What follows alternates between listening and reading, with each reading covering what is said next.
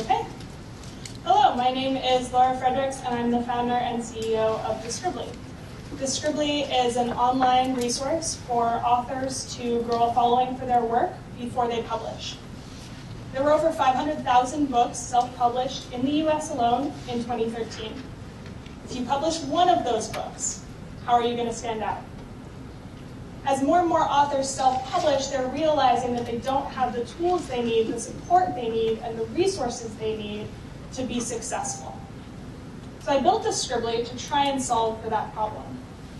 Originally, Describli was an online writing community where authors could share their work and show people their style, give people kind of an appetizer of their writing to get people interested in the main course.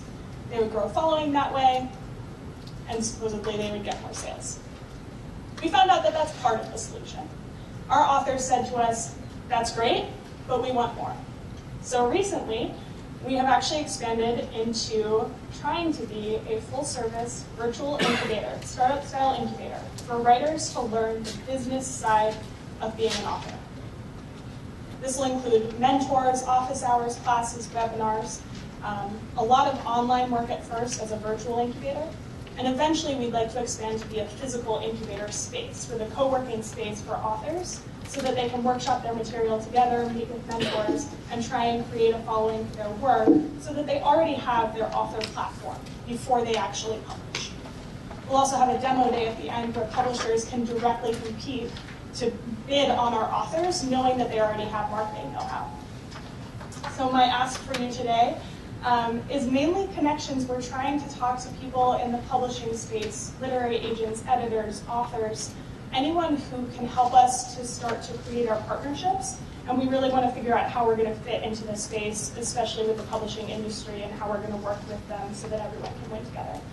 So anyone you know in those industries would be greatly appreciated. We're also hiring our CTO, in case you know anyone locally who wants to be a CTO of a great company. And that's all I got for you. So, Laura, it sounds from that pitch that you are kind of in a transition phase right now, trying to figure out which pathway to go. And that's an important thing, and you've been very honest about it. But is there a moment in your whole building of this and coming up from concept to where you are now that changed your focus? Yeah, so actually I was interviewing CTOs. This was 3 weeks ago. And someone was trying to wrap their head around what we provide. And I said, we will provide all of these different things. And he said, that sounds like an incubator. And I was like, yeah, it is. And so then I realized that gives us a much bigger vision for what we can become. So instead of just a writing community, we're taking something that people know, Startup Incubator, and applying it to an entirely new audience. We don't think, from the research we've done so far, that there really is anything like this yet. And so really bringing that Startup Incubator type resources to the author space, especially with authors starting to refer to themselves as authorpreneurs and realizing that self-publishing is like having your own startup. I think there's a lot of lessons that we'll be able to port over. So a company that we've known for a pretty long time is a company called Blurb, and you and I have talked about that. Mm-hmm. And while in our previous conversations there was perhaps a competitive or you were in a competitive space to them, mm-hmm. It sounds like now you're in a collaborative space to them and the others that are kind of more leaders in that self-publishing industry. So that's kind of interesting. Have you taken the time, or is it still so fresh, of exploring their interest in the incubator space? So yes. You'd be a pipeline. Right, exactly. So we would essentially serve this as a pipeline. There's a lot of collaborative partnerships that can be formed with all of the stakeholders in the publishing industry.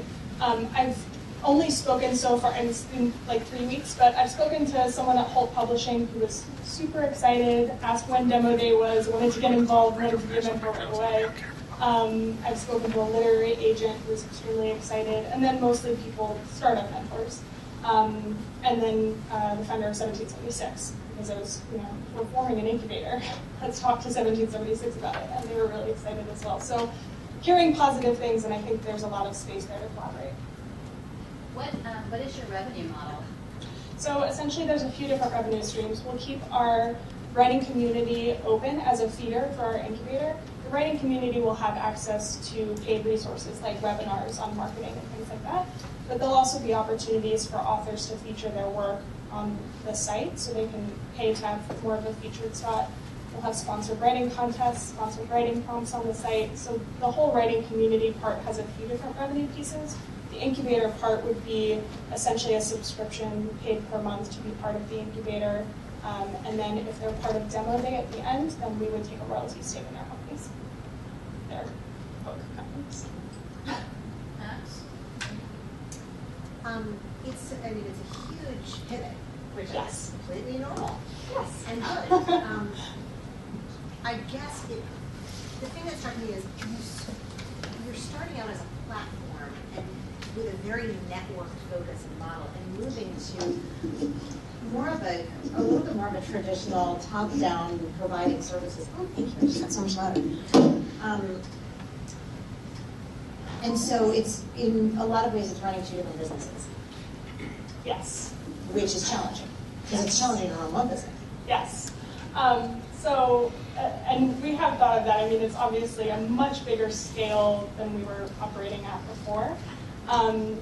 But the incubator program, at least at first, will be very small.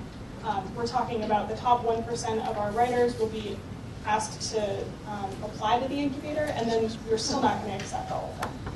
So the community is really still going to be our focus for the short term and medium term. We're starting to build out these resources in this kind of incubator model to see if it works, but we'll be testing the entire time to see whether that actually makes sense. And Laura, what does your outreach look like? How are you marketing yourself to new clients? Yeah, so right now we're mainly on social media, Twitter, Facebook.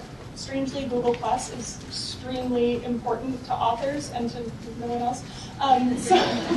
So we connect with a lot of people that way. I go to a lot of writers' meetups in DC to connect with people one-on-one. I go to a lot of conferences in the writing space because it's a pretty small world once you get to know people. And then we're building out our partnerships so that we can be a referral network. We really can have referrals from publishers and editors and literary agents that don't think their authors are ready yet.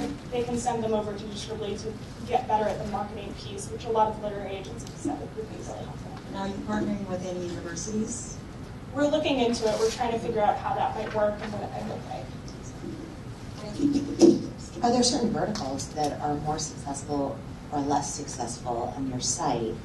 And is that a way to start piloting, focusing the incubator on a smaller segment than writers? Yeah. So essentially, we're focusing on self-publishing writers specifically, and then within that, fiction self-publishing writers. And even we need to drill down further into certain genres like YA, young adult fiction, because there's a community there already. People are, hardcore about their young adult fiction, and so in terms of the author side, so that might be a way to go. So the most important thing that I can think of, to provide support, as you said, you were looking for people in the publishing industry or people, in various. My suggestion is you pick one, because you can go down many different paths and not get to where you need to be. Mm-hmm. So in my mind, I'm thinking about a model that was perfected by a woman whose name is now escaping me, but she started something called the E-Woman Network. And and I don't know if anybody's ever heard of this, but it was a vast network for, 20 or so years, and they may still be around. But what she did was this.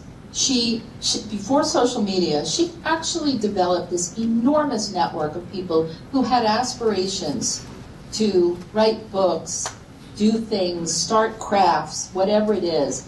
And they became, virulent supporters of this engagement, this sort of social network.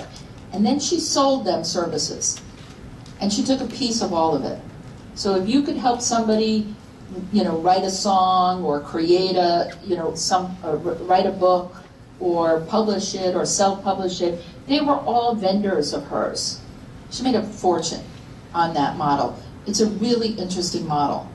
And it's one that you could, again, be as a platform. But honestly, setting that up means cutting deals with all the people that support writers. And making yourself that, in order to get them to support you on that, though, you have to build a network. And I think you do have writers. You just didn't talk about that in this. You didn't give us your numbers. Yeah, sorry, we have about 600 authors on the site right now. We get 12 to 15 stories a day, somewhere in there. And really high engagement rates, really high comment rates. We really like the network, and it's growing a lot faster than it used to, I'll say. It's in the double digits for percentage of growth each one. So when I listen to you, I think you're a platform within a platform. Yeah. And you're really broad. And I think one of the most important things that I myself try to follow, and my investors have told me, and I try to tell other entrepreneurs, is focus. Focus, focus, focus. And I don't see the focus here yet.